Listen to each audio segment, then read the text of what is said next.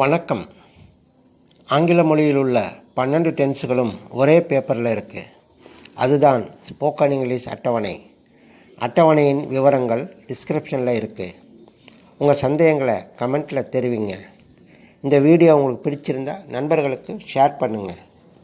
அவர் பழகுவதற்கு நல்லவர். இந்த வாக்கியத்தை ஆங்கிலத்தில் எப்படி சொல்வதுன்னு பார்க்கலாம். இந்த வாக்கியத்தில் அவர், ஹி சப்ஜெக்ட், பழகுவதற்கு டு மூவ் வித், நல்லவர் குட். இது நிகழ்காலம். இதன் பதில் சி ஃபார்முலாவில் சப்ஜெக்ட் ஹீயில் சாதாரண வாக்கியம், அதாவது முதல் வரி சப்ஜெக்ட் ப்ளஸ் இஸ் ப்ளஸ் சியில் இருக்கு. பதில் he is good to move with.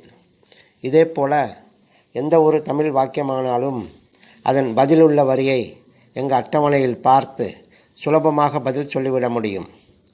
இப்போ பயிற்சிக்காக கதவிலிருந்து தள்ளி நில், பேப்பரை பாதியாக மடி, நீ விரும்பினால், எக்ஸெட்ரா வாக்கியங்களின் பதில்களை கமெண்ட்டில் தெரிவிங்க. வாழ்த்துக்கள்.